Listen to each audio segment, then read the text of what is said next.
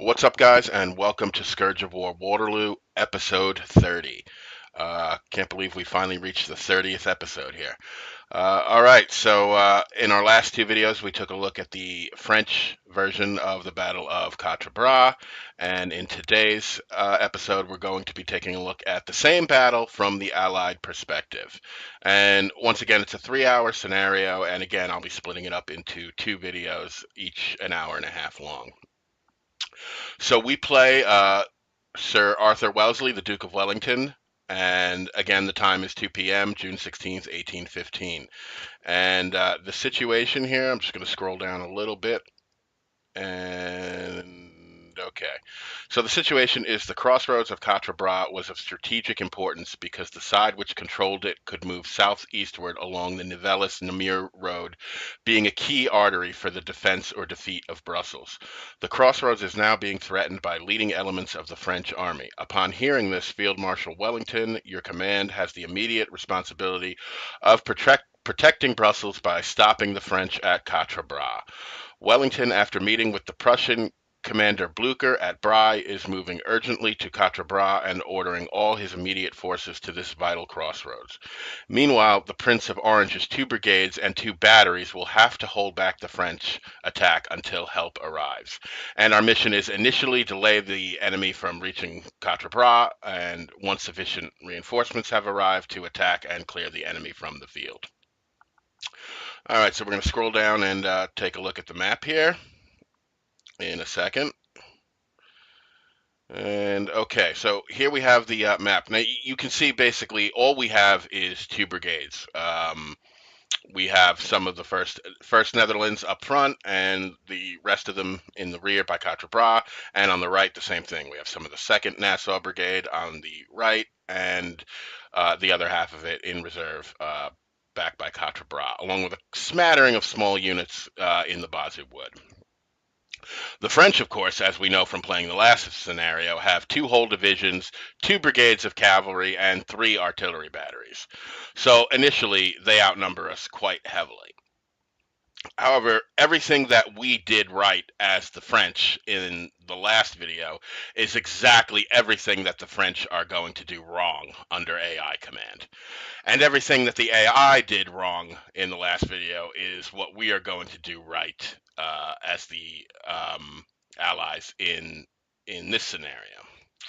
So one of the first things that initially the Allies did wrong in the last video is they only had 1 unit in Lorel, which made it fall to us very easily, both because it was only 1 unit and because we surrounded it on 3 sides so that we were pouring fire into almost all sides of the fort while leaving them a path to run out so we could run them down with the cavalry. The French attack is not so coordinated. They're going to come forth with their infantry. They're going to come forth with their cavalry. They are not going to surround the fort. They're just going to kind of shoot it wherever they can. So right away, they're going to take much more casualties than we did when we played as the French. And the other thing we're going to do is we're not just going to put 1 unit, 1 skirmisher unit in Lorel. We're actually going to put 3. So we're going to triple our strength, which is going to mean that we're going to bottle up the French around Lorel for a lot longer. Than it took us to clear Lorel. The other thing we're going to do is instead of keeping our forces scattered like this, we're going to bring them up and concentrate them around Gemioncourt. Because we already know, I already know from having played the scenario, that the AI script for the scenario is essentially to just come forward and try and take Gemioncourt. So we're basically going to set up 2 fortresses kind of right to the right of Gemioncourt with big Dutch-Belgian squares, and we're going to have 2 batteries of artillery right behind them. And the French are just going to come up and eat it. We're also going to take a couple of these units back here and move them to a secondary defensive position over here, kind of back by the stream here, right around the lake. This unit right here, the one that we captured that occupies the secondary objective in the French scenario, this is a big unit. It's about 800 men. So we're going to split off 300-man skirmisher groups to occupy Lorel and bottle the French up there for quite a while. But eventually the French will grow tired of fighting with us around Lorel, and they'll just simply try to move by it. and they'll take a lot of casualties doing so because, as I've mentioned, you just can't walk by a fortified position like this. They're going to shoot you in the back. Um, and our whole name of the game here is just to delay the French with skirmisher units and a couple of units that we're going to bring up and set them up behind the lake long enough for the cavalry, for the Nassau, the Dutch cavalry to come up and set up behind them. Once the cavalry is set up, they can't get by, and that's going to enable us to hold the French at bay while Pickton's division sets up on the Namur Road.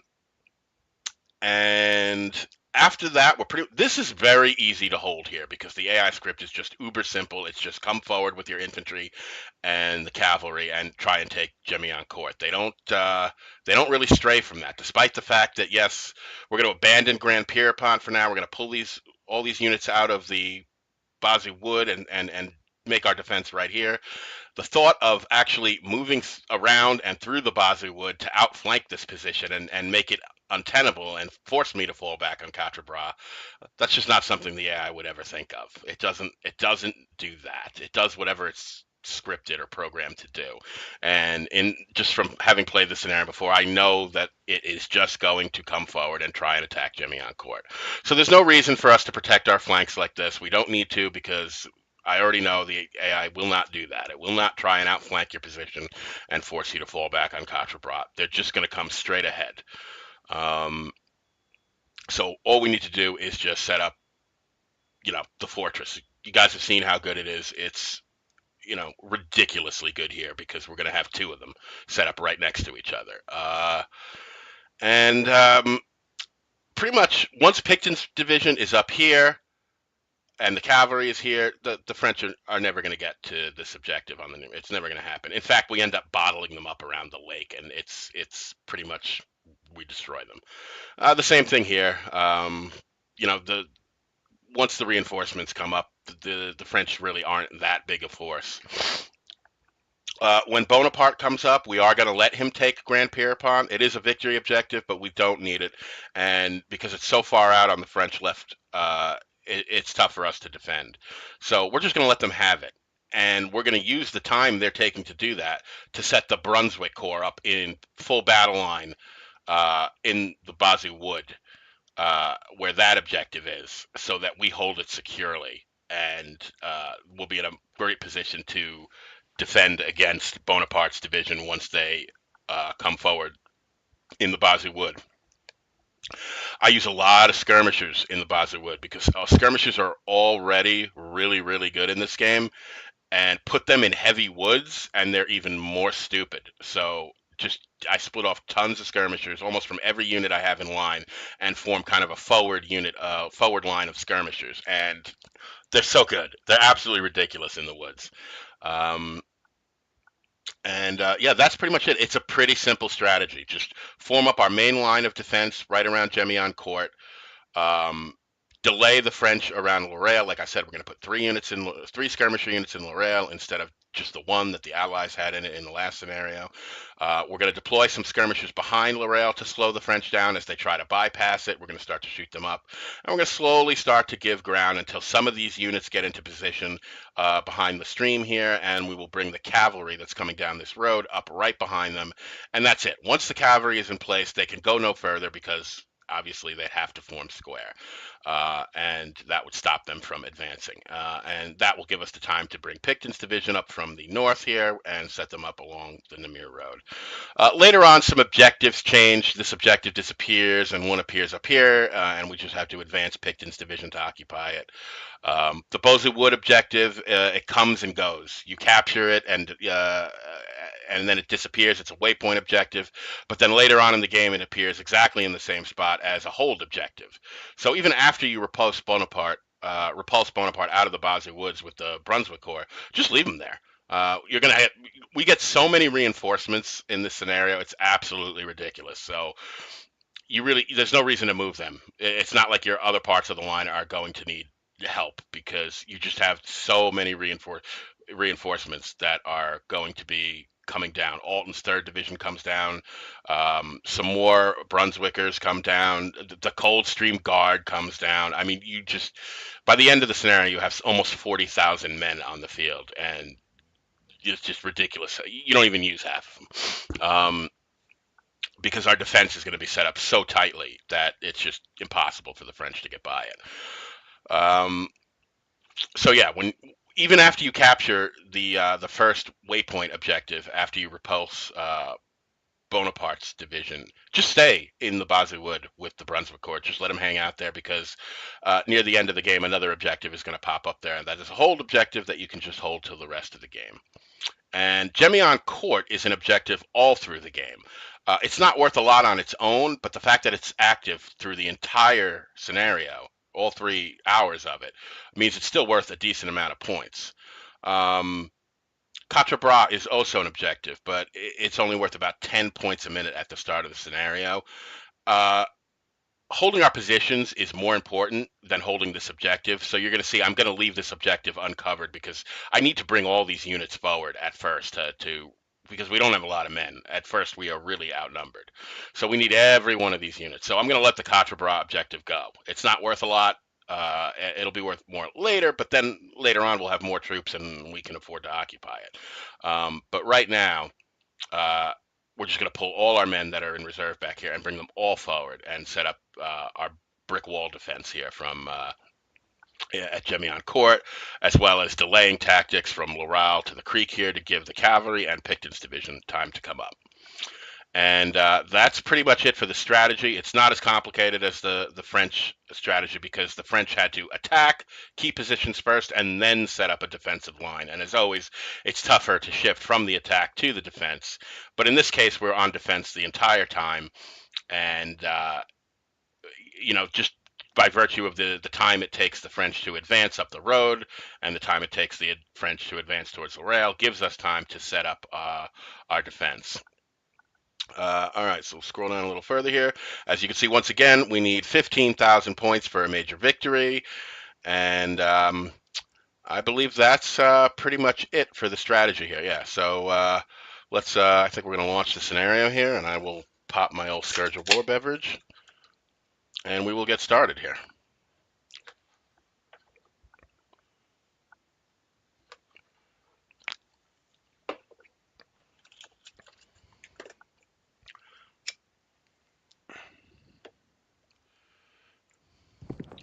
All right, so here is the Duke of Wellington. He is riding back to Quatre Bras from the Bray crossroads, his meeting with Blucher. And he is receiving a message from the Prince of Orange there, who has the forward position of Quatre Bras. And it says, "My lord, the French are arriving in force. They appear to be of core strength. Their cavalry have tested our defenses to determine our strength, and it's only a matter of time till we face a full attack. We'll do our best to hold the enemy back with 2 brigades until help arrives. Godspeed with the promised reinforcements." Yeah, so he's really looking forward to those reinforcements because obviously the Prince of Orange here is really, really outnumbered. Okay, in blue down here it says minor objectives represent future major objective positions. Major objectives will set as per historical events with notification via courier messages. And what that basically means is there's some objectives on the field that are marked as objectives and will become objectives later on in the scenario. But if you occupy them right now, they're not worth anything. You're not going to get any points from them. And you just open the mini map, and that will tell you which ones are worth points and which ones aren't. So basically, right now the points are Quatre Bras, Gemioncourt, and that southeast objective that one Dutch-Belgian unit is holding behind Laurel. Laurel itself is not an objective the way it is for the French scenario. And then later on, some other objectives that are marked as being objectives, such as on the Namur Road, Grand Pierrepont. They're not worth any points right now, but later on in the scenario, they will become worth points. And that's pretty much what that is all about. And then there's a note down here. For units too large to occupy forts, use the split unit command. Split off troops can also occupy forts. And all that's referring to is just what we're going to do at the beginning here, which is splitting off skirmishers from large units to occupy Laurel and so forth. Because the unit is so big, it's like 800 men. You couldn't occupy Laurel with just the whole unit. It's too many men, and the capacity of Laurel, I think, is only 500 men. So that's why he made a note of that, so that you would be able to occupy forts by splitting off skirmishers. But I'm sure that's something I taught you guys long ago. Alrighty, so let's get a move on here.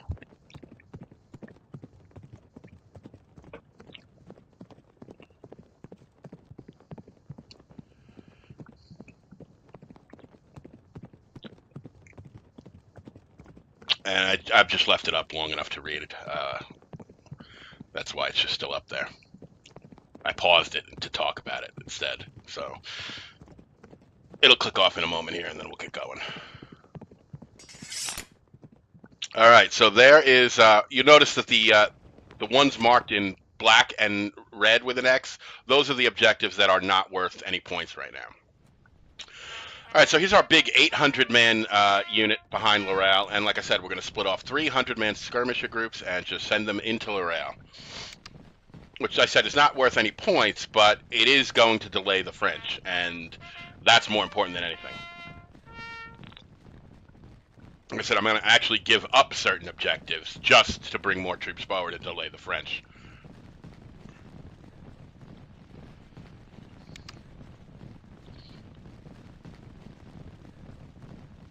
So that's 2. I think I'm going to split off 1 more here. And you'll notice we still have 500 men after splitting off 300-man skirmisher groups. I mean, this unit is huge. And we're going to put them into Laurel as well. So we're going to have 300-man skirmisher groups, triple the strength that was in Laurel when we played as the French, in Laurel to stall up the French this time. And the French do not execute their attack on Laurel anywhere near as well as we did. And the other thing I'm going to do is I'm going to split off a couple of more skirmisher groups and just put them kind of behind Laurel in the wheat here and amongst some of the trees, because some of the French units will eventually tire of fighting at Laurel, and they're going to try and just start moving past it. So we want some skirmisher groups behind Laurel to slow them up as well. And this is all just about making the French stop and deploy and waste time engaging our skirmisher units. All right, so you can see we have 2 artillery batteries and a bunch of spread out units here. And we're going to set up a fortress kind of in this area right here to the right of Laurel. I'm sorry, right of Gemioncourt. Now, because the French are coming forward with both infantry and cavalry, we have to set up our fortresses in square.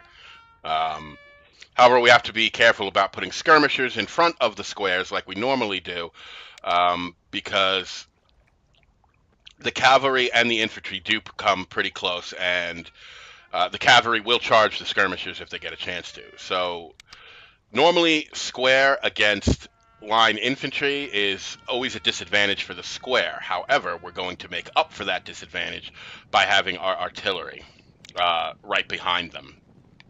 So that even though the line infantry units on the French side might be getting the best of the squares, they're going to be getting ripped apart by the canister fire from these 2 artillery batteries. And the guns over by Grand Pierrepont have opened up on the French as they're advancing. And this is all, again, just like in the last scenario, all these initial movements are pre-planned. I've done them all the same way every time I play the scenario. So we're going ahead and setting up our defense here. I'm also going, like I said, I'm going to abandon Grand Pierrepont because I need that unit that's over there to be part of the fortress. And it's, like I said, it's not worth any points right now anyway. And as you can see, we have some units hidden back here behind the Bazoo Wood. We're going to bring them forward too. They're going to be part of our delaying force on the left here to delay Bachelou's division. We just want to keep them slowed down, keep them engaged, keep them from just pushing forward.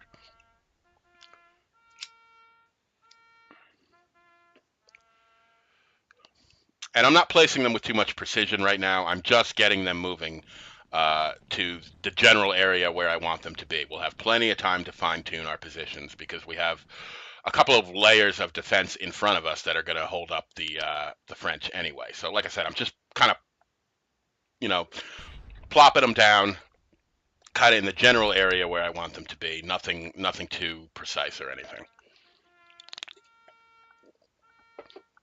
Because to some degree, how Waterloo's division moves forward will sort of determine where I move those units to anyway.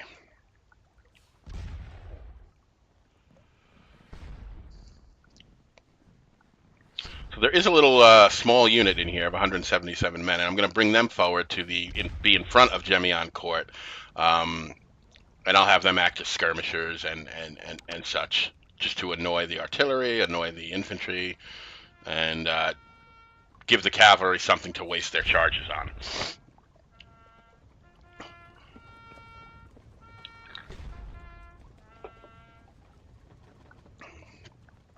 Alrighty, let's so Waterloo should be approaching Lorel, and there he is. And we have our 3 units inside the fort.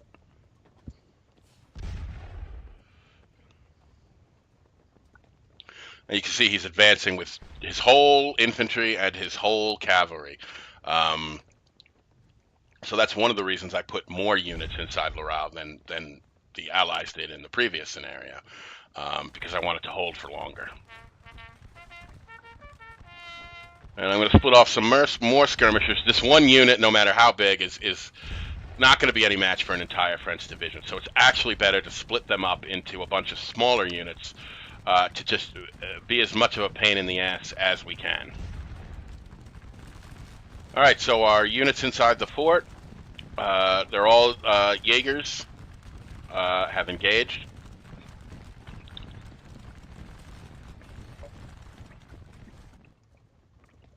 And we are slowly setting up our little fortress here, back here. So we've got one square sort of in position. We got to finesse that a little bit. And maybe move them over a little bit. There we go. Yeah, right by the tree, fellas.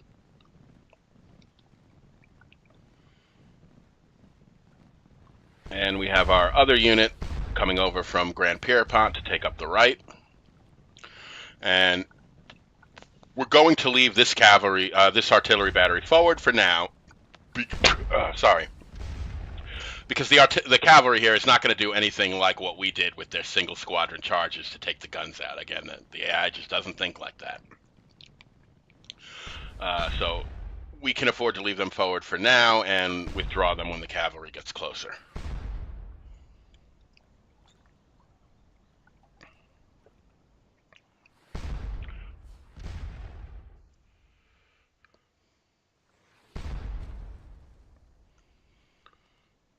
And here comes our next unit that's going to be for the setting up the fortress for this battery a little further back. Like I said, we're going to pull this battery back to be basically in line with this fortress once the cavalry gets closer. But we're setting up the fortress now so that the artillery has something to fall back behind. Now, all my other units are backed by Quatre Bras. So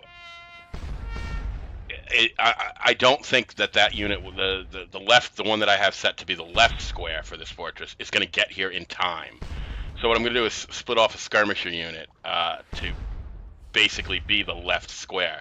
Since this unit is already in square, because it's in the fort, if you split off a skirmisher unit from a unit that's in square inside a fort, that skirmisher unit will actually take a square formation, which is pretty nifty. So because these units this main unit is already in square, as you can see, inside the fort, when we split the skirmisher unit off, it too will take square formation. That's the only way you can do that with skirmishers and have them take something other than a skirmish formation, is by splitting off from a unit inside a fort that's already in square formation. That's the only way you can make that work. So that's basically what we're doing here, is putting a skirmisher unit in square to be the left side of the fortress until I get the unit I really want, which is this unit, to come up and form square. And I don't want to double quick them from this far away because that's really going to sap their fatigue. So, I pretty much going to let them march most of the way just normally walking, and hopefully the square will hold up. Here's Wellington, almost at Quatre Bras, and we're going to take that 3-gun battery that's at Quatre Bras and bring them up in front of this objective. This objective isn't worth anything yet. It won't be until later on. But we just want to, we know that objective is going to be worth something later on, so we still want to secure it. And, should Bachelor's division break through everything we've got here, we still have some last line of defense with that battery. So yeah, we don't have a lot to work with at first here. Now, as you can see, I goofed here. I actually instead of pulling the skirmisher unit out of the fort, I pulled the main unit out of the fort, and we lost the objective. So I'm correcting that now. I'm sending the main unit back into the fort and bringing the skirmisher unit out. All right, so our boys are setting up in square here. The cavalry is starting to get pretty close. We're going to pull this battery back behind the square. And as you can see, they're just coming straight forward. And this unit here is going to take up position on the right of this battery and form square. So we're going to have two fortresses set up kind of right by the Lorraine line here.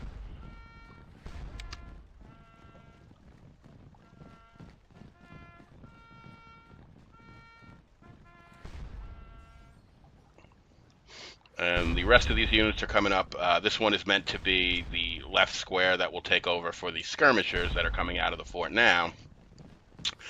And the other unit is meant to be a line unit that we're going to set up behind here, and we'll use them to split off skirmishers here and there, wherever we can, to screen the squares when cavalry is not around. Occasionally the cavalry will come forward and run off our skirmishers. That's fine. They just retreat. We bring them back up later, or we recall them and split off new ones. And we'll screen the squares wherever we can. Luckily, these are really big units, 800 men. So even though infantry in square does not generally do as good against line infantry, the fact that these units are so big means it's going to take a long time for infantry to whittle them down to the point where they would break, and they're going to be under heavy canister fire from our artillery all the while. So even though they might get the best of the squares, there's no way they're going to get the best of it overall, because the artillery is going to be dumping canister into them. So we're pulling our artillery now back behind our fortresses. As you can see, we have a skirmisher unit set up in square. I know that's not too impressive. It's only 100 men, but it doesn't need to hold for long. Just long enough for us to bring our main line, our main other Dutch-Belgian unit up to take their place. And it's still, as long as you're in square, it's still enough to stop cavalry.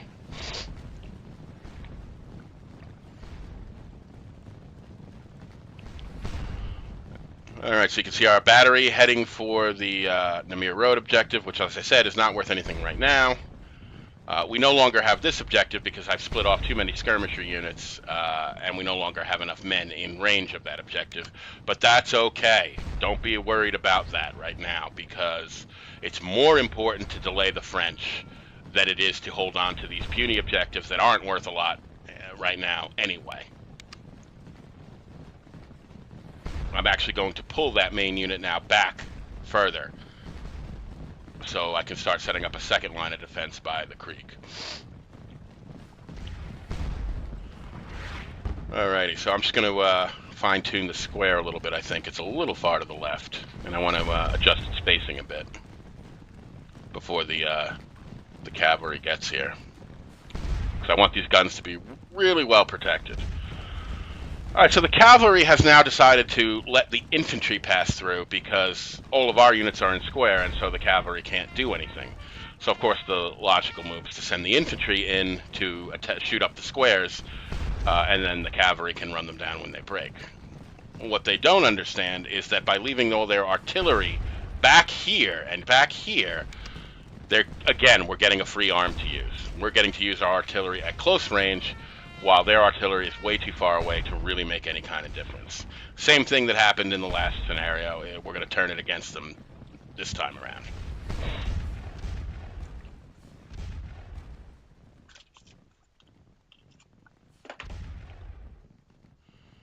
And obviously, because of the sheer volume of canister fire that we're going to be pouring out here, we have to bring the supply wagon forward to keep our guns in stocked up with canister, because they're going to go through it at a rapid pace. In a couple of minutes here, you're going to hear nothing but canister fire, and it is already beginning, as we can hear.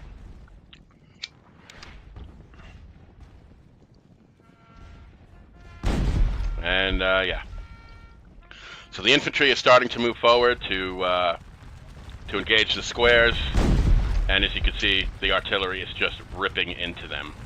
And the French are not really using any kind of finesse here. They're just trying to move forward and engage these squares, and you know, this artillery is just going to rip them to pieces. You know, they came forward like damn sheep, and like damn sheep they will be slaughtered. And that's all you're going to hear for like the next 10-15 minutes is our artillery just ripping these French units to pieces.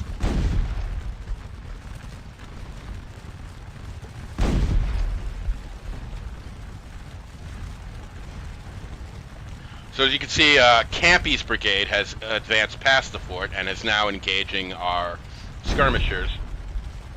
And we're there just to hold them up. You see they've stopped. They're not marching forward anymore. They're engaging our skirmishers. And we'll slowly begin giving ground. We're not interested in like trying to like put up some kind of massive defense. We just want to stop them, slow them down, and give our reinforcements time to set up further back.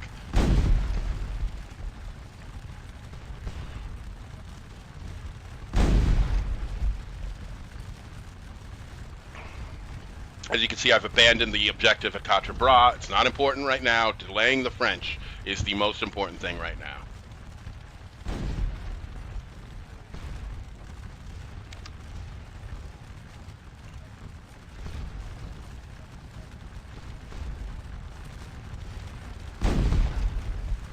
And you can just see our batteries are just shooting these forward French lines to pieces.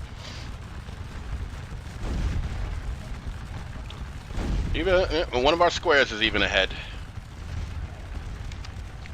And like I said, this is our line unit that we're going to use to split off skirmishers when we can. We got some skirmishers out front here. You know, picking at the infantry. There is cavalry coming around to the right, and you do have to watch that because they will come forward and run off your skirmishers. But the main thing is the cavalry can't charge the squares, and therefore they can't get to the guns, and that's the most important thing. So already 115 points for this battery.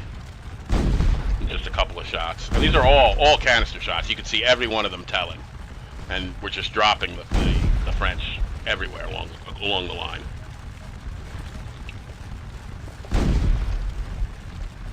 All right, so this is just a message from the cavalry that I told you was going to be coming up. They're arriving, and we're going to bring them behind the little defensive line we've set up to the left of Gemioncourt, just to back up those units should Waterloo press them really hard.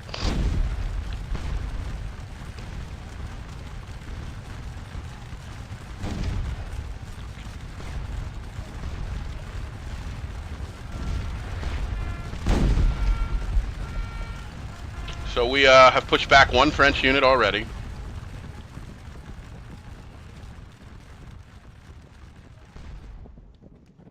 And I'm just going to grab the cavalry. I know this line is pretty much going to hold.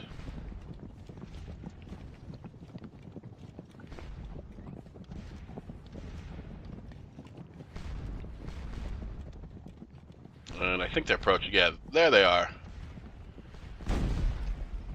Approaching from the northwest there.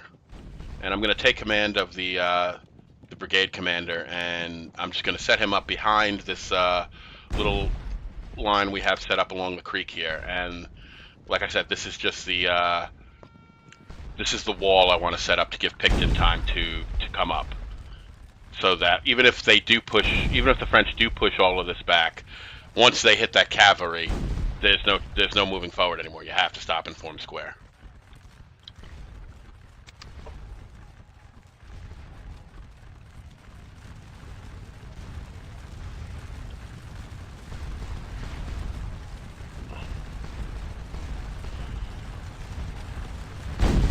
Alrighty, so again, more units falling back. We're just ripping into these units with canister fire.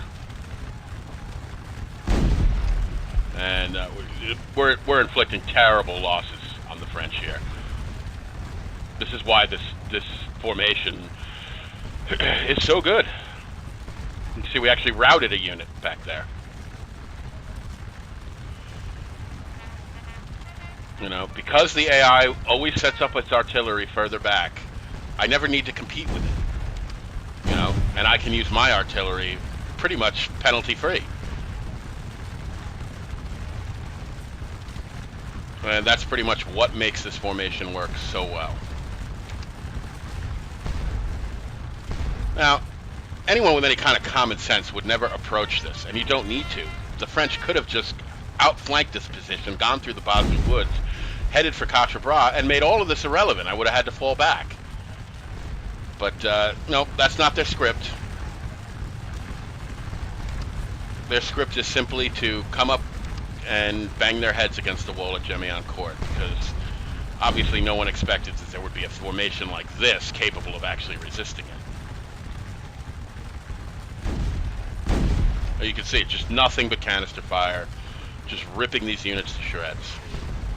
And I'm just bouncing the supply wagons back and forth between the two batteries, just to keep them all stocked up with canister.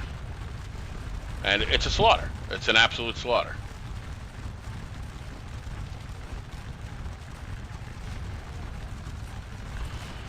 And, okay, so we're giving ground over here. Campy's brigade is advancing. That's okay. We're just going to keep pulling back and, you know, kind of keep giving ground in front of them. We're slowing them down. That's what's the most important thing. And Laurel is doing a great job of slowing up the French cavalry, which, if they were involved, this would be a lot more difficult because they can just run down skirmishers, just like they're doing here. But they're going to stop because there's a square in front of them.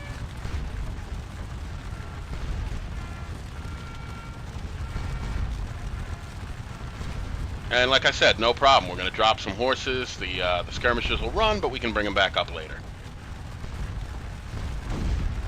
And right now we're just hitting this cavalry squadron. And that one canister shot probably did more damage than they did to the skirmisher unit. So I'm okay with them coming forward and running my skirmishers off, because they're going to get shot at, they're going to get bombed on, and they're wasting charges and fatigue. So sooner or later they won't be able to do it anymore. Which is, you know, why I go ahead and put the skirmishers out there. Go ahead, charge them. Yeah, you'll run them off. Okay. So you can see our squares are not getting the best of it, but that's okay. Overall, we're getting the best of it because our artillery is inflicting way more damage to the French infantry and the French cavalry than the French are inflicting to our squares. Our squares are huge. You know, 30 men out of, you know, 700-800 men is nothing. The main point is that they're there to protect the guns, who are the real damage dealers. And these skirmishers are not routed. They're just withdrawing.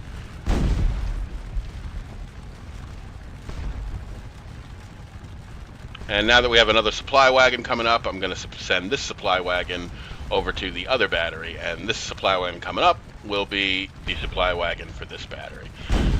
So now we have two supply wagons, one for each battery, so we're going to have plenty of ammo. And you can see we're just ripping into these French units. They've, you know, been under about 10 minutes of sustained canister fire now. You can see all the bodies on the ground. We're just pulverizing them to tiny bits.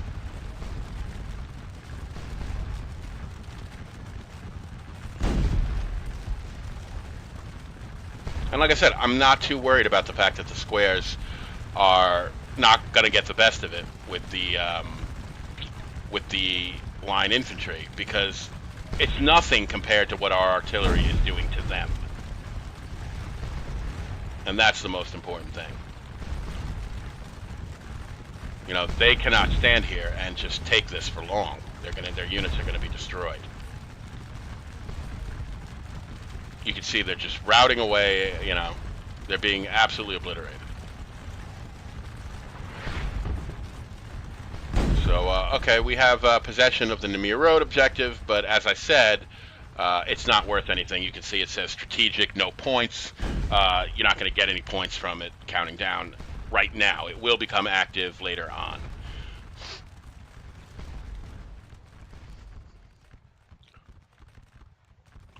But we have the Gemioncourt objective right now, which is worth points.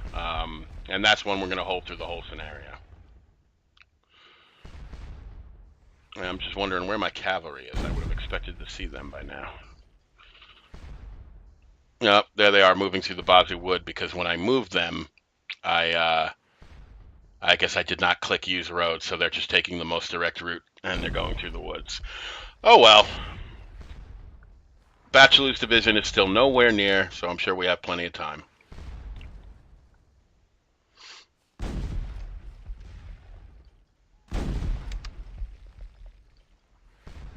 You can still hear that canister fire just going off at an unbelievable rate. And it's really tough to fathom just how much damage that canister fire does. You know, each one of those shots is probably dropping between 15 and 30 men. You know, and it's just constant, just, you know, you just hear it going off over and over and over again. We're just ripping this entire division to pieces, and they're doing nothing about it. They're not trying to bring their artillery forward to smash our squares. They're not trying to back off and send skirmishers forward to shoot at the squares. They're just standing there trying to duke it out with us, and it's just going to get them absolutely destroyed. So here comes another skirmisher unit, another cavalry squadron, and we will retreat the skirmisher unit and form square with this unit.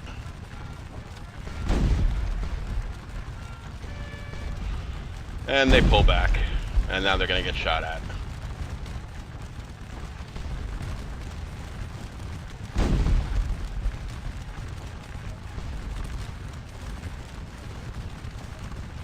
And like I said, I'm fine with this, because we're going to shoot at the cavalry. They're going to keep wasting their charges until they can't do it anymore. And then I can use the skirmishers and they can't do anything. I'm going to do the same thing. I'm going to put the skirmishers back in front of the squares. While they're there, they'll screen the squares and get the better of it. You know, so it's a few minutes of protection for the squares. And, you know, if the cavalry comes and charges them again, I just made them waste another charge on skirmisher units. They're going to get shot at. They're going to use their fatigue, and eventually they won't be able to do it anymore, and I can just use the skirmishers at will. I can always recall skirmisher units that get too badly shot up or get too tired and kick out new ones. Like I said, skirmishers, I've said this in my in other videos. I said this when I talked about my thoughts on the next Scourge of War game. Skirmishers in this game are overpowered because there's no limit to how many you can kick out, and there's no limit to how far away I can send them. They're just, you know, you can see all my units in Lorraine and up on the forward line there, they're way, way far away from their parent unit. They are so far away from their parent unit that I actually would not be able to recall them right now if I wanted to, because they're too far away. You know, that in itself suggests that there should be some sort of limit, a distance limit, to how far away you can move skirmishers to their parent unit. So Pickton is on his way, and that's really what we're waiting for. There he is. He's way far up north, so we have to buy him some time. There he is, 7,700 men, big division. And we want to set him up on the Namur Road to take over that objective, and be the Berlin Wall that is going to block Bachelor's division. And you can see our cavalry coming out of the Bosnia Woods. So far our units are doing a damn good job of stopping up Bachelor's division, because Pickton is now on the field, and as long as we can keep Bachelor at bay, he should be able to make it to this objective and set up in line before the French can get to him.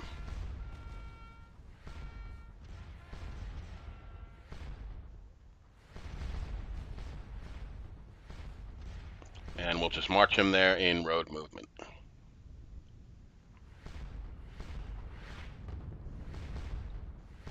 And I believe I saw the cavalry coming out of the Bosnia Woods, so they should be approaching their position. Let's see how things are going by Gemioncourt. As you can see, we've really repulsed this first wave here, because you can see just up. Look at the bodies. Look at all this. That is all artillery. That is what the fortress can do if you just walk up and try and get in its grill. It will just drop you by the hundreds. You can see we're just routing unit after unit after unit. It's just running because you basically have a source of canister fire here that you can't attack.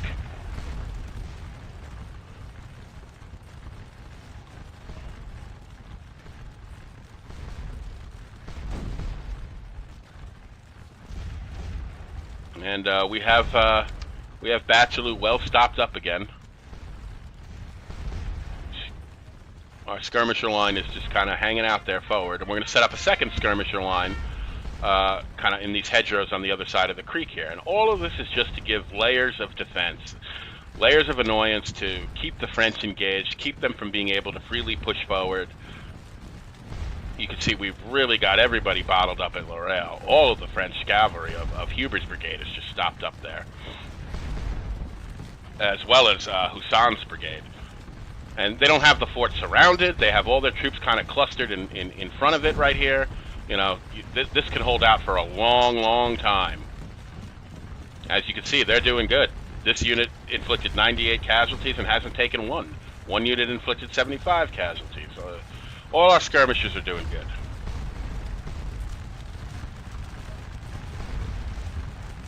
So some more cavalry coming forward. You can see the canisters just blowing them to pieces.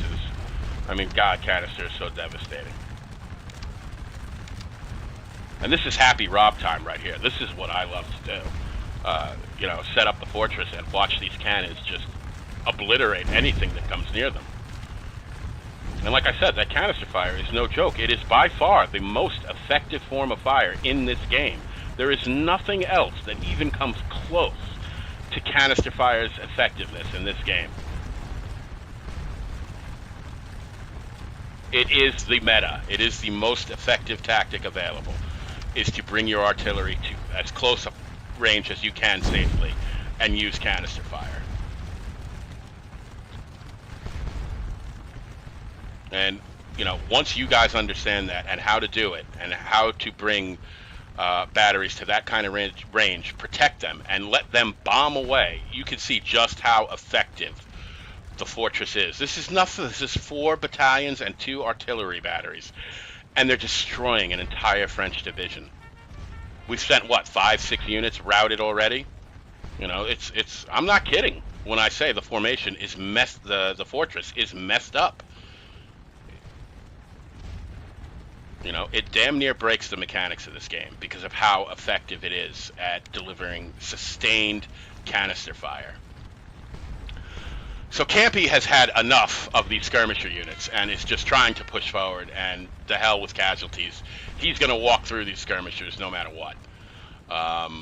They've had it with being delayed like this. So we're going to keep backing up, keep trying to take shots at them as they come up, pull back, and then when we get close to our main line back there, we will actually recall our skirmishers to strengthen our line units. So, yeah, you ain't walking through that.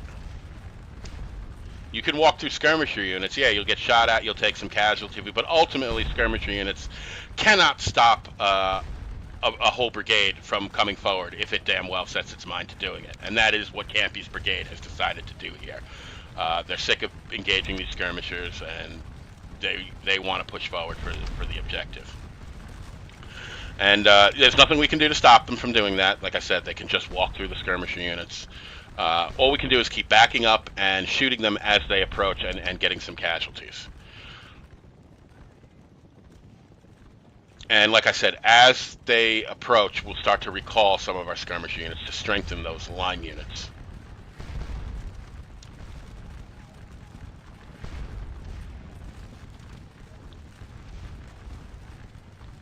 So there was another cavalry charge, ran off the skirmishers again, but again, they're not routed. They just got run off. They'll come back, and you know, I'll keep doing that as long as I can. You can see these skirmishers here on the right if I show them again, they're no longer getting pestered by the cavalry because cavalry has already kind of tuckered itself out by running them off 2 or 3 times before. So now they're up here, and the cavalry, I think they're over here behind these trees.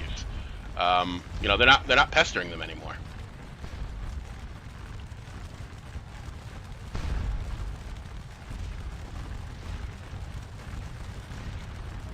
So again, here comes Campy's division, and we're shooting at them as they come up. We're inflicting losses, but as I said, if they're determined to just walk forward and walk through us, that they can do. But we delayed them a really long time, and they're not going to be able to walk through this infantry behind these skirmishers once I recall the skirmishers and make them big units. And if they do get by them, they're damn sure not going to walk through cavalry. No, sir. You will stop and you will form square, or I'll run you off the field. So again, just pulling the skirmishers back. Notice how I really, really let them stay shoot for, you know, kind of till the last minute, so I could inflict as many casualties as possible before I kind of pulled the skirmishers back. Because I see what's going on here. I see this is just a forced advance. They're using forced march to just come forward, and I know they're not going to set up and shoot. So, you know, I'm basically letting the skirmishers shoot until the last minute, and then withdraw them. So as you can see, now I'm actually starting to pull these skirmisher units back. I'm actually recalling them, and you can see them walking back to their units. Now, they're no longer valid targets because, as I've said before, once you hit the recall button, skirmishers are basically considered part of the parent unit again, and you can't charge them or anything. So, and I'm also strengthening this unit. I brought them back up to 500 men now. And I'm going to do the same thing, recall all these skirmishers, and start strengthening these units, because these aren't skirmishers now, these are full line units. You're not just going to walk by them. I don't care what your script tells you to do. You're not going to walk by line units. You're going to stop to engage them. And we have our cavalry coming up behind them. So this is the wall right here. Even if you do break through my 3 line units, you ain't breaking through this. Not before Pickton sets up.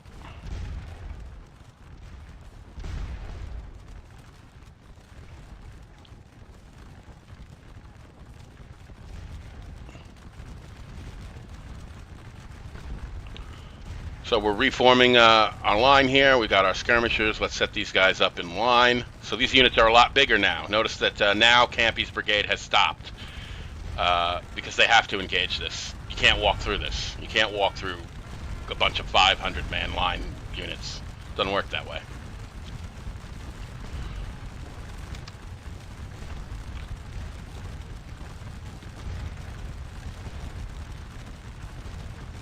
And they have engaged our skirmishers on the left here. So we'll let that keep happening. Since they're not just trying to move by them, the skirmishers will do good against the line unit. And here we go. As you can see, this unit is back up to 560 men.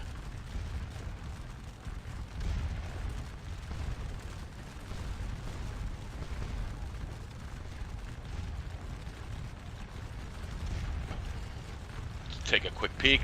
You can see we have smashed just the whole forward line here of this division. You can see their battalions basically dead on the ground there. The power of the fortress. Our guns back on the Namur road have started to open up, and that is the we have 3,500 points so far. All right, so we have more troops arriving, and I believe that is the Brunswick Corps. Or part of the Brunswick Brigade. I don't think it's the whole corps. So our skirmishers have fallen back. We'll bring them up again, and by all means, charge them again.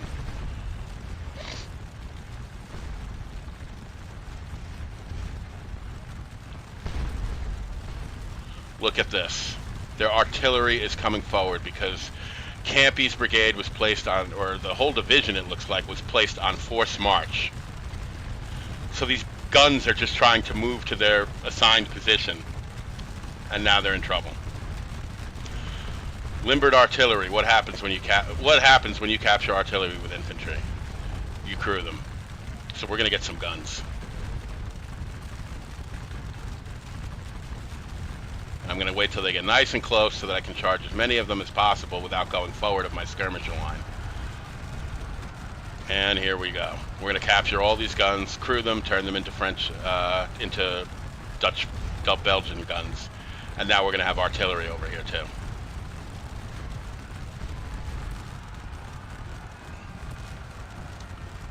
This is why if you're going to place units on attack march or force march like this, you better be sure what the hell's in front of them. Because this just got them in real trouble here. They're going to lose all their guns.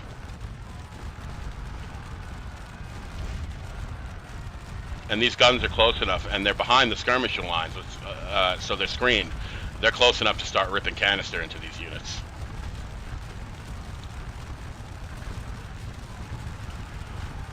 And you can see two French columns on the left here that are coming forward. And they will run these skirmishers off, no problem. I'm going to try and save this artillery. Save some of it. I'm going to let these skirmishers get overrun because I'm trying to save the battery. I'm trying to save the guns here. Because if I can keep them, they'll help us hold this back.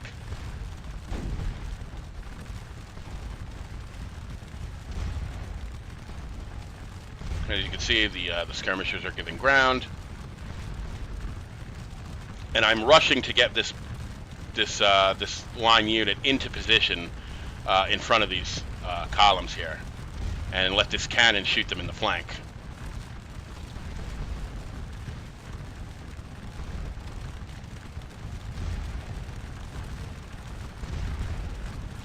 Nope, retreat. Nice try. So again, we're just going to pull these skirmishers back, and the cavalry can charge them over and over and over again, and I'm okay with it. Alright, so now these French columns are trying to come forward, but they're getting shot in the flank. Now they're getting shot in the rear. They're turning to the right. They're figuring out their little forced march trick here is not working. There's too much in front of them. Even if they do push by the infantry, they're not going to go any further because the cavalry is right there. So now they don't know what to do, and they're heading off to the right. Unfortunately, there's a big lake off to the right.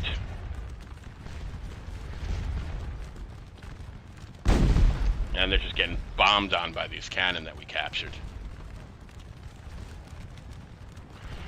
And they've basically given up on this attack. They know they can't get through. Because even if they did, the cavalry is now right there to stop them. So they're trying to move around. You know, they're scripted to try to head for the Namur Road objective as fast as they can, and now there's too much resistance in front of them for them to do that. So they're trying to move around around our left to do it, but there's a big lake in their way, and they're going to try and go through the lake, but the lake severely slows down your movement and severely reduces your fatigue. So trying to go through the lake is really not a smart option. And I'm going to shift my forces over towards the lake very quickly while they're trying to move through it. And, you know, like I said, it slows down your movement just a whole hell of a lot, and they're not going to be able to get through. And you can see Pickton's division approaching, as well as the part of the Brunswick Corps, the 1st Brigade there coming up. And we have 4,000 points already. And I'm just getting the officers out of the roadway, you know, so that Pickton's division can pass through cleanly, and that if I need to find those officers, they're not like obscured by all those troops. So as you can see, Campy's brigade has moved out behind the lake now. They're in a whole huge world of trouble. I'm shifting the cavalry over to the left now.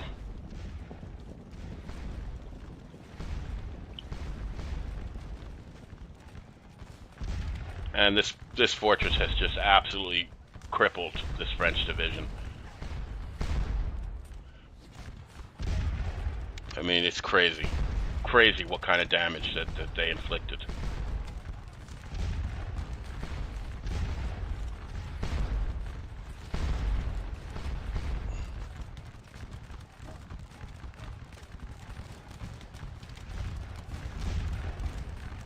And we're just shooting all this cavalry up here with our squares. And me being greedy. I'm always very greedy when it comes to this kind of. Here I'm sneaking the skirmishers back into range to shoot at the cavalry. And I'm basically saying, no, the cavalry won't charge. There's a square in front of me.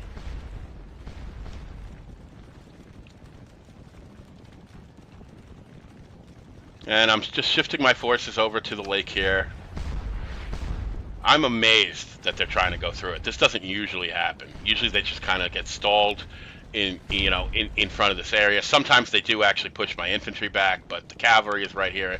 And usually in this area is where the French get stalled up. I've never seen this before, where they actually completely gave up on the attack and marched over to the lake and attempted to move around my left through the lake. I've never seen that before. I don't know what they were thinking, but this is a bad idea because the lake is going to exhaust them and it's going to slow down their movement to an absolute crawl. And I'm going to be able to easily hold them at bay long enough for Pickton to set up here.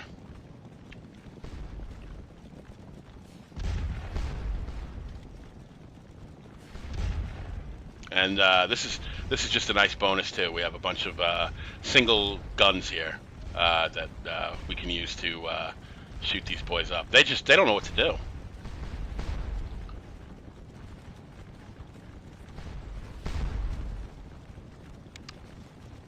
And they have a little bit of cavalry with them, but most of their cavalry is still hung up back by Lorel. And cavalry cannot do anything against a fort because the only way to clear enemies out of a fort is to shoot them out, and cavalry can't shoot. So cavalry can't do anything against the fort. So engaging the cavalry against Lorel was just stupid. Just dumb. All right, so Pickton's division has arrived, and the northeast objective, which is that objective on the Namur Road, is now set. So we're now getting points from it, even though Pickton's division is not yet in position. If you'll recall, I put that battery and a line infantry unit at that objective, so that as soon as it became active and as soon as it became worth points, we had an officer and enough troops there to actually start getting points from it. In this case, the officer is the battery commander, but it doesn't matter. It all goes up the chain of command. If he gets them, Wellington gets them, and that's what counts. All right, so again, they're moving to try and engage and this is good for us. Better that they engage us here in this tiny corridor than all the way out here where we were more spread out, because now we can concentrate our infantry along these hedgerows here, and it's going to make much more of a difference as these guys try to approach kind of in a small column or a small corridor here. Plus, we can move the artillery forward and shoot them in the flank.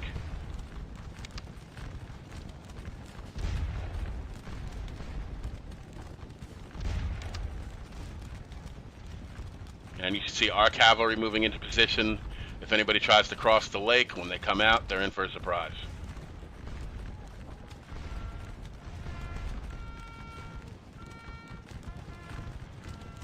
All right, here we go. And these guys are coming forward. They're getting shot up. They've already been shot up. This unit is pretty fresh. I'm gonna give them the cold steel. All right, so you can see we're starting to get points from the objective. I'm just ripping into this unit at point-blank range right now. And believe me, when they get close, I'm going to charge into them. And they're walking, so they're not shooting at me at all. I'm just dropping them. Take it, boys. Get them out of there. As you can see, they quickly withdraw.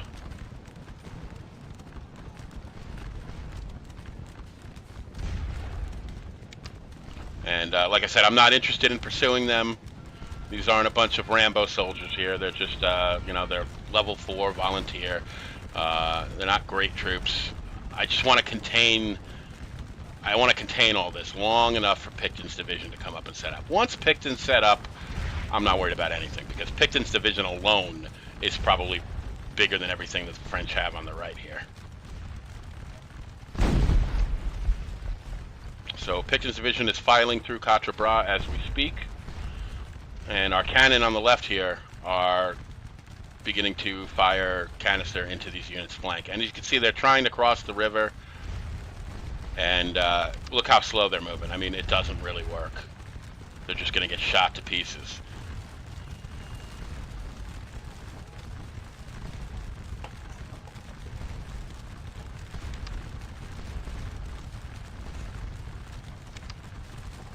And we'll bring some of these cannon forward. Now, I'm much more reckless with these cannon than I would normally be because they're not really my cannon. I just captured them. So they're kind of like free guns, and I can't control them from a battery commander because there is no battery commander. I can just kind of control them one gun at a time. So I don't care about them as much as I would a real artillery battery. So I'm less cautious about putting them in range of fire. I just kind of don't want them to do whatever damage they can do. So we have 3 big lines of infantry set up, just shooting these boys down. And now the French have kind of figured out maybe we should head for the left. But, you know, I've got some skirmishers out here, and I've got artillery that are blasting them away. Here comes Pickton, huge division filing in through Quatre Bras, as well as one of these Brunswick brigades, which I didn't give them any orders, so they were ordered to just set up behind Quatre Bras. But I'm going to bring them forward now.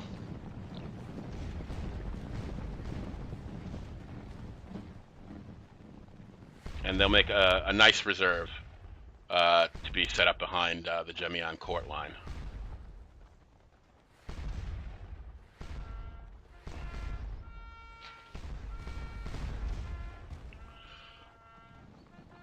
And what I really end up doing with the Brunswick Corps is sending them into the Bosnia Wood, because at some point it will become very obvious that the Gemioncourt... Look at these cows! Get back, you fools! Don't go charging them into the lake, dummies.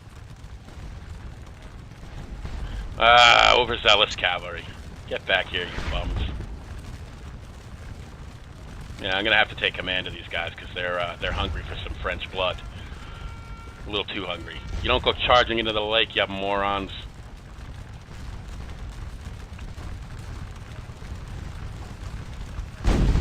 Alright, so we're just ripping some of these units to pieces now with our canister fire. I'm going to deploy some skirmishers to try. My right's a little weak. I only have one kind of skirmisher unit out there. And I want to start screening these guns.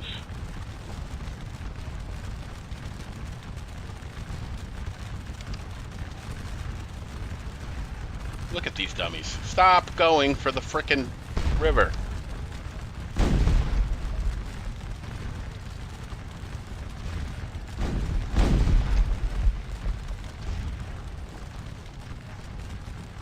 Alright, so the French are pulling back once again.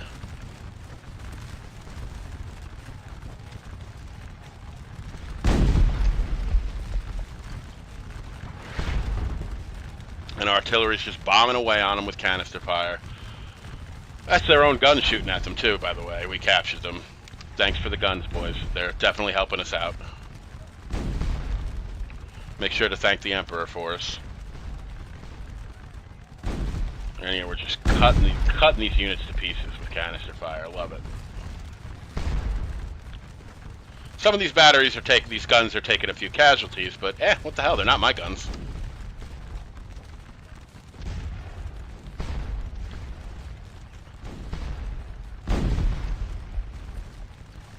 And as you can see, we have really shredded Foy's division. There's only a couple of battalions left. Ugh, what a mess. What a mess.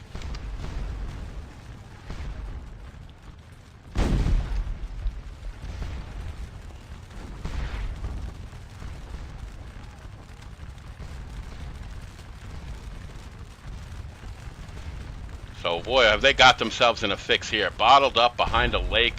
They can't cross it because they're just going to get charged by the cavalry when they come out. What a mess they've gotten themselves into here. They've got their own guns shooting canister fire at them. It's just nasty. Oh, look, a supply wagon.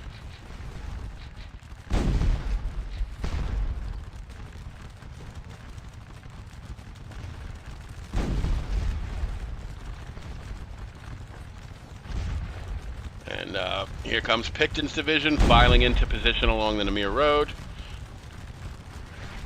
And Pickton now has possession of the objective.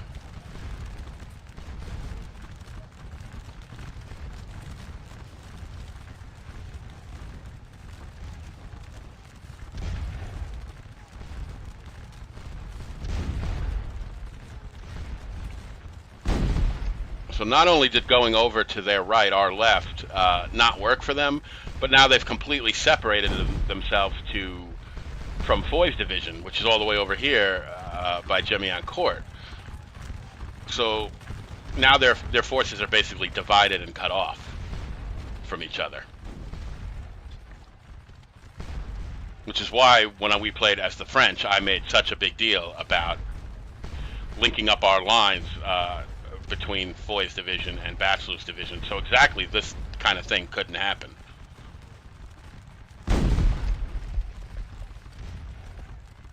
Boy, it must suck to get shot at from your own guns. That can't be fun.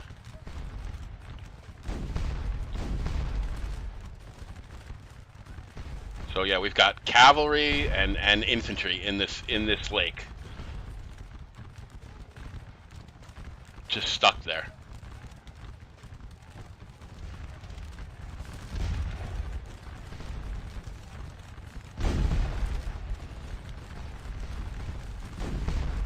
And here is Pickton. You can see the Brunswick Corps moving towards their position. As I said, I'm going to steer them into the Bazou Wood to take on Bonaparte's division.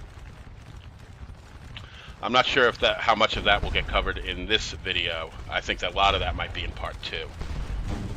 Because it's already almost 1500, so we only got about a half hour to go here. And I'm not sure if Bonaparte is even moving towards Grand Pierrepont yet. I have to go over and take a look.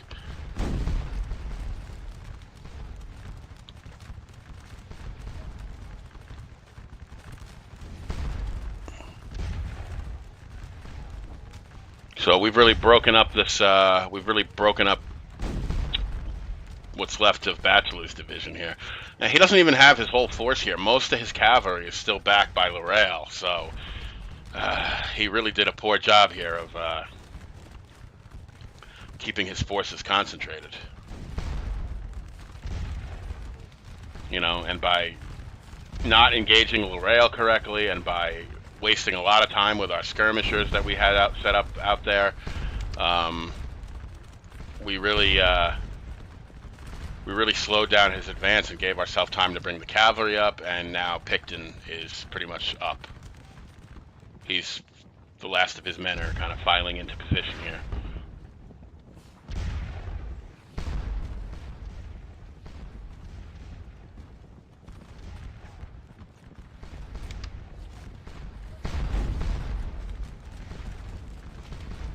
And, you know, this is how effective some of these tactics that I'm using are. Historically, Pickton's division was engaged very heavily at Quatre Bras. You know, and you know they had a big fight on their hands. But here, because of the delaying tactics I used, and because because of the fortress, because of all the skirmishers and the way we abuse them, we've delayed them to such a point that now they're all messed up, and you know Pickton is basically going to sit there and just you know hold the objective. You know, he doesn't really get engaged because we've already demolished Bachelor, we've already demolished Foy. The only division that's left to really polish off is Bonaparte's division, and like I said, I'm going to let him take Grand Pierrepont. I don't really care about that, and you know, engage him within the Bazou Wood, where I'm going to really abuse the power of skirmishers. So here you can see Bachelor, we're intercepting his couriers now. He's sending messages to his corps commander, Ryle, saying, help, we need help, or all will be lost. And yeah, all will be lost. Now, I don't notice this because so far I think I'm the only one firing canister. But this unit here is taking canister fire from a frickin' French gun in the lake. Who would ever think that artillery would be able to unlimber and fire in a lake? So unfortunately, that unit is going to take quite a pounding because all the canister that I'm hearing, I'm thinking it's me because I'm the only one firing canister. And we can see some of the cavalry moving off. So all that's over here is 2 guns. Nothing really stopping Bonaparte from taking Grand Pierrepont.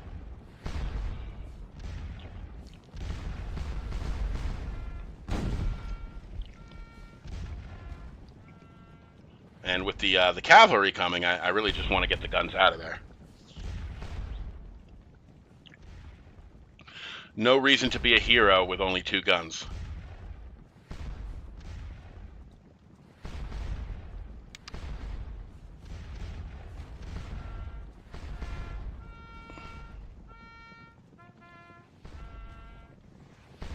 And there is Bonaparte's division. They are indeed moving forward. And once again, Bachelor is like, help me, Ryo, help me. We're stuck in a lake and we can't get out. So here is the Brunswick Corps. And with Bonaparte advancing towards Grand Pierrepont, we are going to take the opportunity to set the Brunswick Corps up on the objective in the Bazou Wood.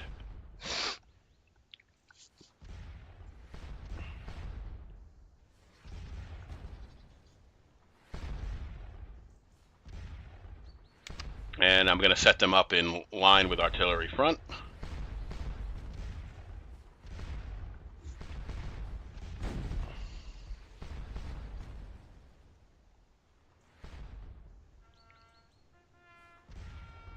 And there they go. Now, I don't know if I did it on purpose. I don't think I did. But whatever reason, I did not take command of all leaders. Just the actual, corps leader. This guy, Brunswick, Frederick Wilhelm von Brunswick. The rest of his division is not on take command, even the leaders. So while the okay, now they're telling us the Bazou Wood South is activated, as well as Grand Pierrepont. So we're moving into the Bazou Wood to occupy that objective.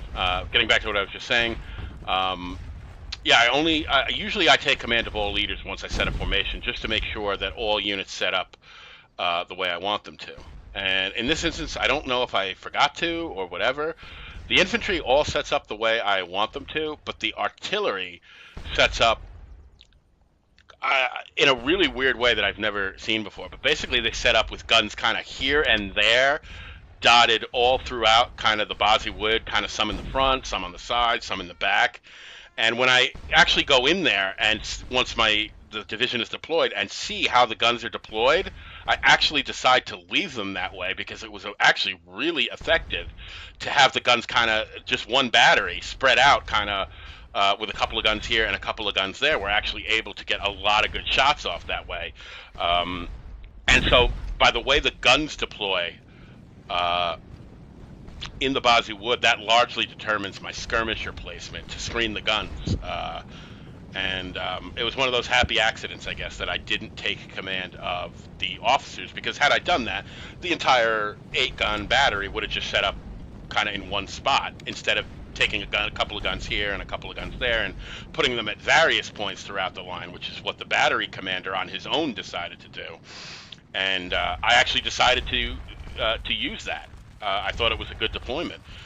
So once in a while, the AI will surprise you by doing something that maybe you wouldn't think of to do on your own, and it actually works out pretty good. So once in a while, maybe leave a brigade commander or a division commander off of take charge when you sign a formation for them, and they might surprise you occasionally and come up with something good. And like I said, I'm not sure if we're actually going to get to the combat inside the Bazou Wood in this video. I think that's probably mostly going to take place in part 2, but I give you lots of good close-up shots of it when we're fighting in the Bazou Wood, and you'll see that the way the artillery battery commander deployed the guns is pretty unique. They're not all clumped together in one line like this. They're kind of spread out, a gun here, a gun there, a gun there, a couple of guns in the back, just a very unique deployment. And in the woods, it seemed to work well. So I let the battery commander have his way on that one and said, you know what, I kind of like that. Let me just kick some skirmishers out to screen the guns in the various spots there are, and we'll actually be able to hit units, more different units, instead of hitting one or two units really heavily. And it worked out pretty well. But you guys will see that when the Bosnia Wood action happens, which, like I said, I think is mostly going to be in the second video. And I detached this one little unit just because, okay, now we have plenty of units. I can take up the Quatre Bras objective. There's no reason not to have that objective anymore. We got plenty of units on the field now. Oh, look at this. Two 8-gun or two 6-gun artillery batteries. That's called fun for the whole family, isn't it? And we'll swing the one battery out on our left flank. Of course, you know me. They're not going to stay that far back for long. I just can't resist.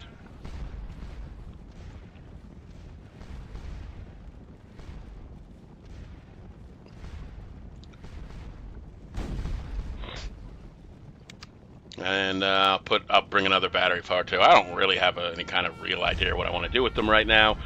I wasn't expecting to have captured all those French guns, so I expected to pull Pickton's artillery to help out up here.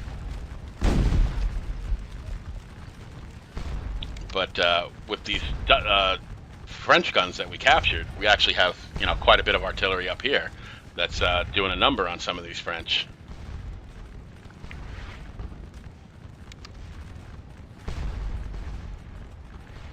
And you can see the number of men dropping on that far left unit, and that's because they're taking canister fire from an artillery gun in the lake. In the lake. Like, yeah, okay, no wonder. No wonder I didn't see that. They're underwater in the lake. Someone tell me how you ignite a cannon underwater. I would love to know. I don't know what kind of fuses they're using. So, Jammin, what the heck are you doing over here? A French officer who has presumably lost his entire brigade and is now wandering around hanging his head in shame in the Bosnia Wood. Can't say I blame him. But when the Brunswick Corps approaches, he's going to have to get the hell out of there.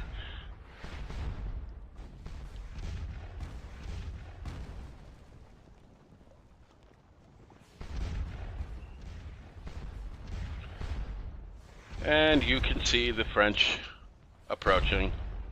They have captured Grand Pierrepont, so that's theirs. Good for you guys. I'm happy you captured an objective. It's one I don't care about. We have the Bosnia Wood South, which is the real objective.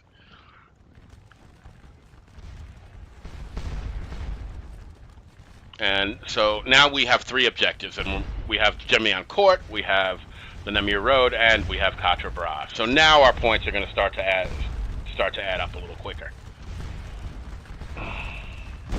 Look at that. See, I don't see it because I think it's me. I think it's my guns firing canister. Why on earth would I think that the French would have a gun under the water in the lake? So yeah, you can see they've lost 159 men, almost 159 points, almost 300 men, and I'm like, how the hell did that happen? And it's like, are you kidding me? There is a French gun in the lake. Look at that, blowing them up. And I'm just shaking my head going, are you kidding me? Are you freaking kidding me? A French gun in the lake. I still can't believe it. I still would like to know how you ignite a cannon when it's underwater. Yeah, I have to really get them out of there. They're at damn close range. They got pulverized. And I'm definitely pissed that happened. Because, I pride myself on being able to keep an eye on my units and make sure they're all not in trouble no matter how large the scenario is. You know, that's what I do. And for one of my units to lose 300 men, you know, because a frickin' gun was underwater, yeah, that annoys me.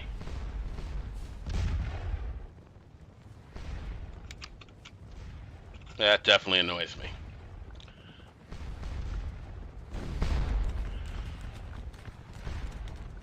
Alrighty, so it's basically kind of a break in the action here. I'm going to bring that battery, Pickton's battery, forward a little bit because now I'm pissed that I lost so many men due to a gun being underwater, that I'm going to make that gun pay bloody murder for doing that.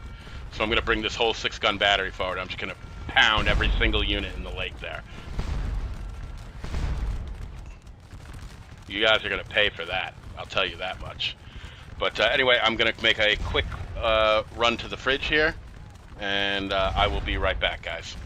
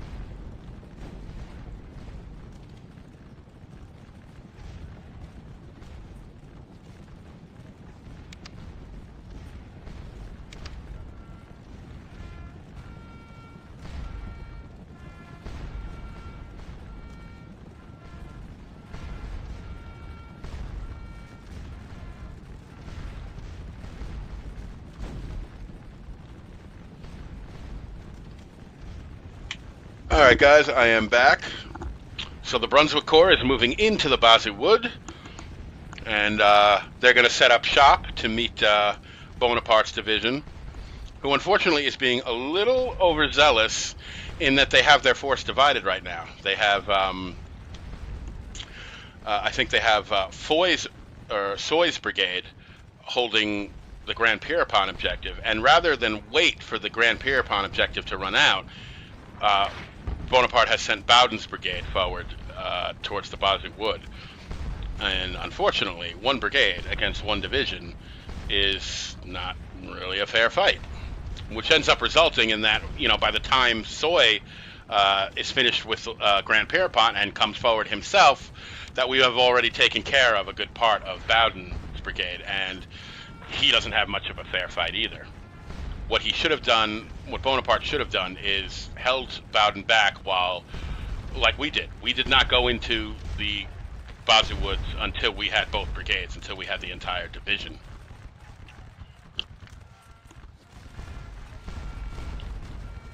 Like I've always said, one of my favorite strategies on the attack is always to concentrate a bigger force against a smaller force. Concentrating a smaller force against a bigger force, which is what Boney's doing here, or Jerome Bonaparte is doing here, is not a good idea.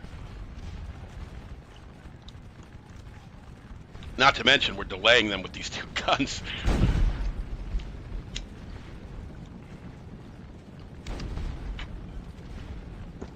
So rather than entering the Basel Wood, because we're not really set up yet, we're trying to delay the French by presenting them a little, you know, kind of dangling a carrot in front of them, like, come get these guns, but I keep moving them back. Now I'm going to try and set them up and see if we can hit some of these units with canister fire. I've already written these guns off. I don't care if they rout. I don't care if they run away or get destroyed or captured. I just want them to delay Bowden's brigade long enough for us to finish setting up in the Basel Wood, because we're not there yet. Some of our forces are, but we're not set up the way I want to be.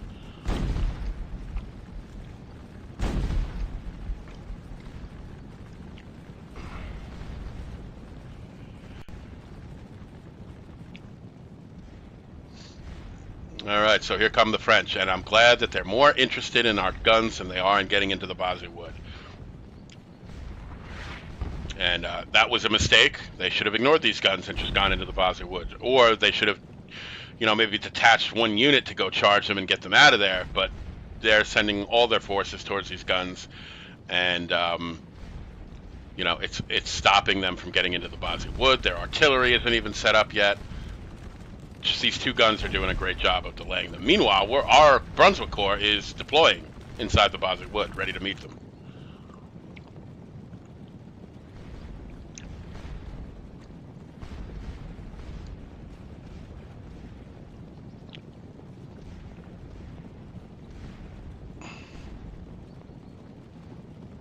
And now we're, on top of that, we've gotten our guns unlimbered, and now we're plopping them with canister fire. I mean, does it get any better than that?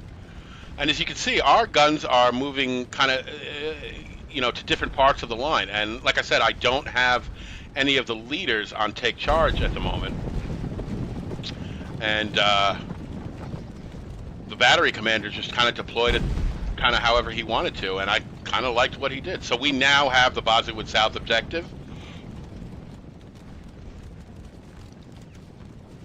And Bowden's brigade is still kind of tied up out there dealing with two guns.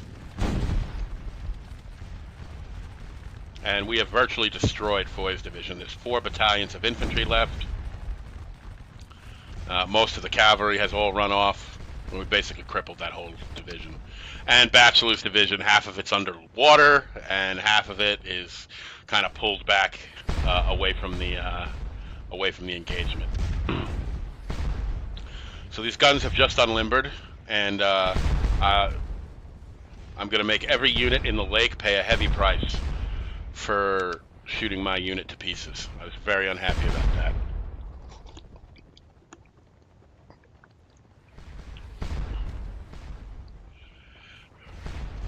So you can see Jamin is still running around inside the wood there.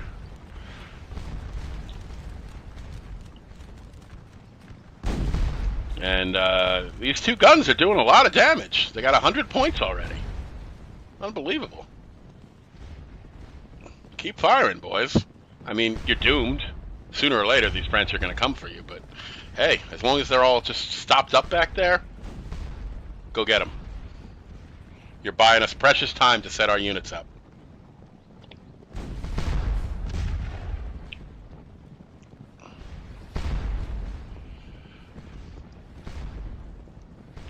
And I'm going to set the whole division on hold so that they don't move out to engage the French. I want them to set up in a defensive line here, and I just want to shoot the French to pieces as they come up.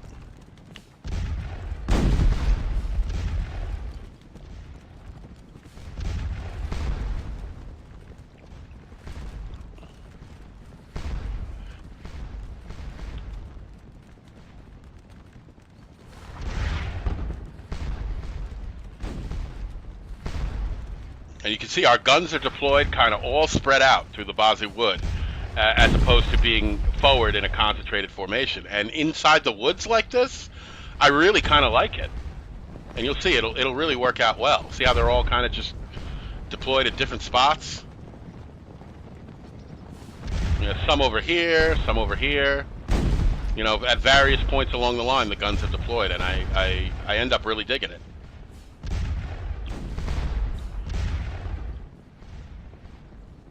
So what a great job these two guns have done at stopping up the French advance into the Bosnia Wood. Amazing. They got 200 points already. Just crazy. And then they're just mopping these units up. And we have about 7,500 points and almost halfway through the scenario. So again, that's kind of where you want to be, about halfway through. Same as in the French scenario.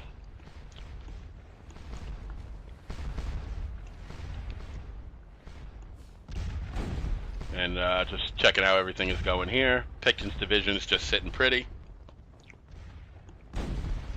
He has 2 brigades, Pack and Kempt's, as well as 2 6-gun artillery batteries. And they are holding the northeast objective.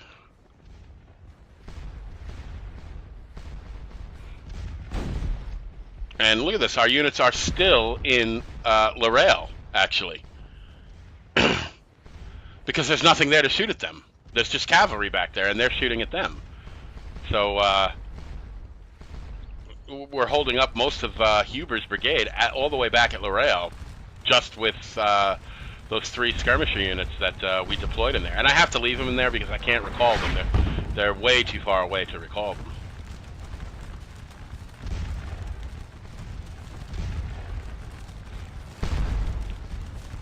All right, so it looks like we will get a little taste of the Bazoo Wood fight. We've got about 13 minutes left before we hit 15:30, and I'll pause the video.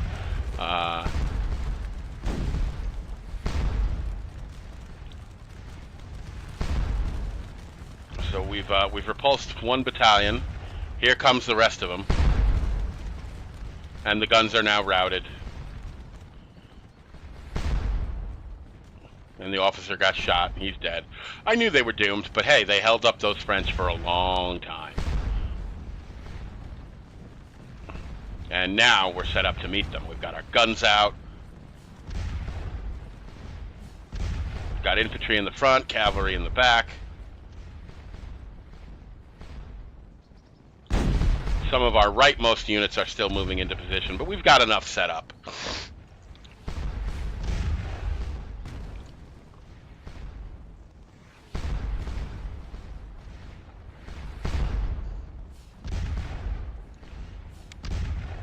And I'm just going to pull the commander back a little bit from the forward line. Still within range of the objective, but, you know, just not right up there, so he accidentally gets shot or something.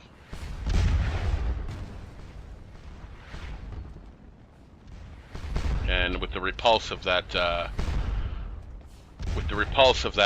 unit, we can straighten these guys back out, because most of Bowden's brigade is coming in more from the front. And we'll deploy some skirmishers to screen the guns, and it'll turn into quite the woods fight. And what's left of Foy's division is still trying to engage us, but now there's no cavalry there. I can split out more skirmishers and to cover the squares. It's hopeless. It's hopeless over here, and it's hopeless over here. You let your cavalry get all tied up by Laurel and never move past it. And there's really nothing here now but a couple of battalions. And those units in the lake are getting pounded to death by our artillery. Both the couple of guns we have over here, as well as a 6-gun battery we now have set up right in front of them that are just pounding them to pieces.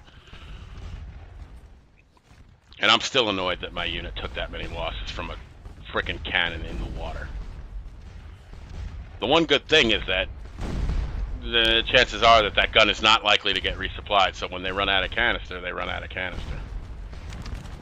Alright, here we go. Let the battle begin. So you can see some of our troops on the right are filing into position. I think we have one or two more battalions to get into position on the right, but our left is pretty much set up. So here they come. And our guns are ripping into them. Unfortunately, our guns are not screened at the moment. We're gonna have to get some skirmishes out there. No problem. And skirmishers in the woods like this, oh man, do they do good. And I'll take command of them and place them in front of the guns to screen them. And I'm just going to kick out skirmishers kind of all along the line and move them forward. They're going to do real good by being in a loose order formation, you know, hidden amongst these trees. Fun for the whole family. And we're just bombing away with the artillery, with the canister fire. Love it.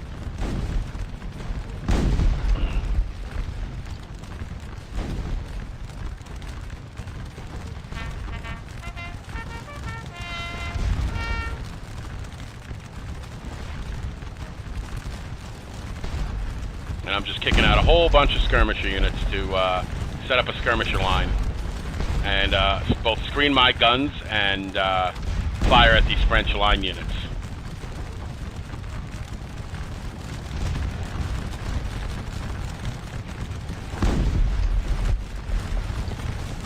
And anywhere I see my battalions engaged, I'm just going to kick skirmisher units out in front of them.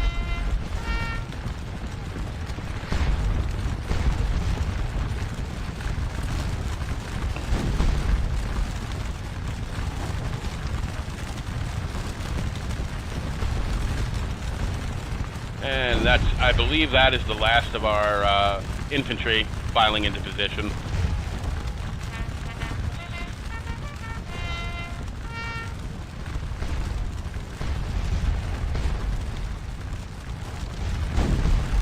And we'll just keep moving these skirmisher units out. I'm basically setting up on these French units' flank now.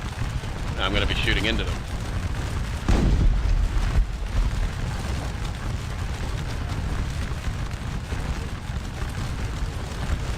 So we got a whole skirmisher line now out. Hidden amongst the trees, picking the French units off. Got our artillery spread out amongst our whole line. I mean, this is kind of a beautiful setup here.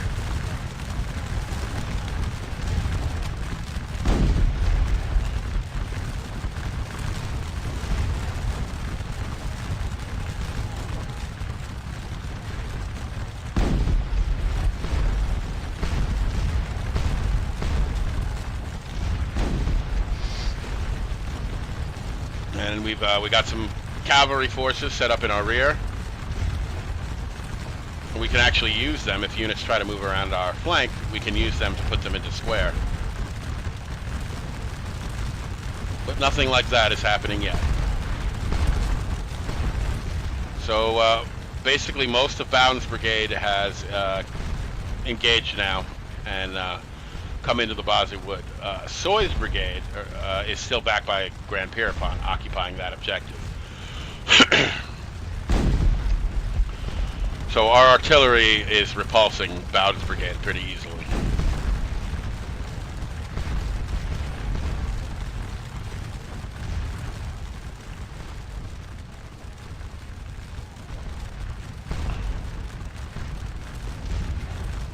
And as predicted, our skirmisher units are doing excellent.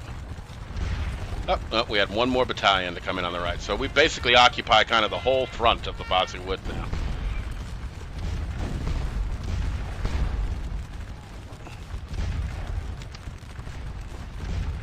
And here comes some more units. We're sending some skirmishers out to meet them.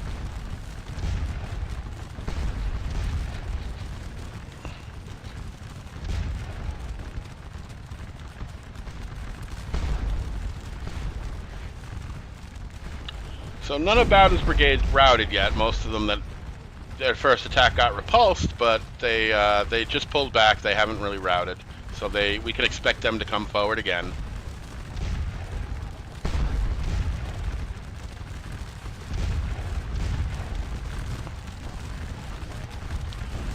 And I'm just watching and seeing how things are going.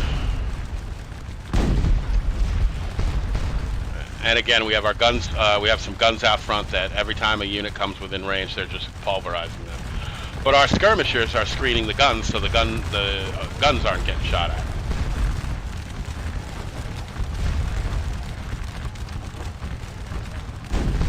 We'll just fine-tune these skirmisher lines a little bit. It's tough to see everything that's going on in the woods here.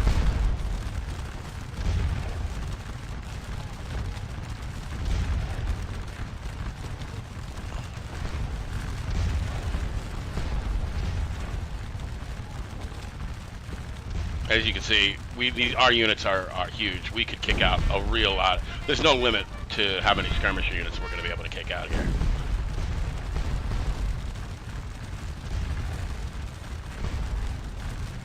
That's why I always use these small 100-man groups, because I can really kick out a lot of them. You know, and send them forward and have them basically form a skirmish line throughout the whole wood here. It's just really, really pick the French to pieces. And meanwhile, they're also screening the artillery.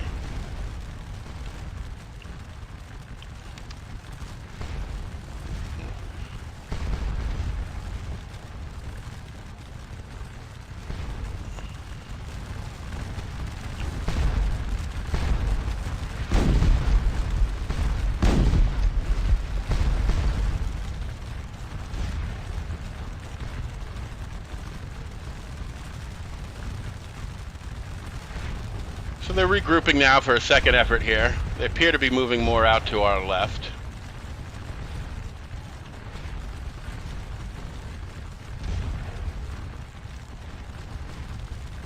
They're about 1,000 cavalrymen.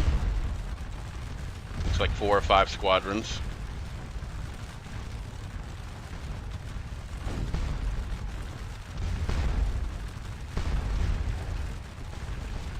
And I'm going to take one and send them out on the left. Just in case, because my left is a little uncovered here. In case they try to move around my left. I have cavalry to stop them and form them into square, long enough for me to shift some of my forces.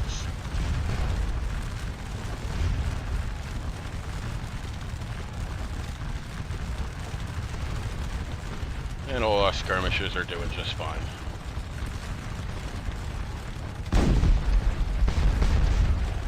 So our guns have inflicted 571 points already.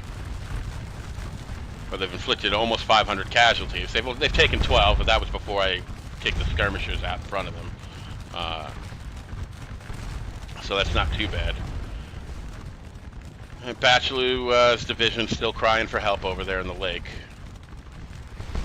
And again, Bowden's brigade has been repulsed.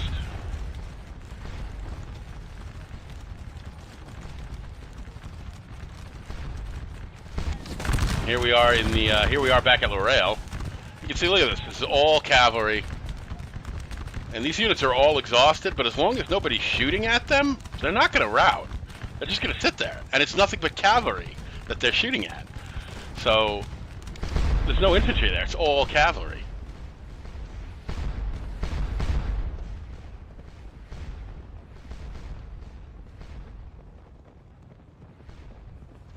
Now we've got 83 points on this battery already, and I only set them up like 5 minutes ago. So they're pounding that lake to pieces. But, you know, they shot 159 of my men down in that one battalion, so I'm not satisfied yet.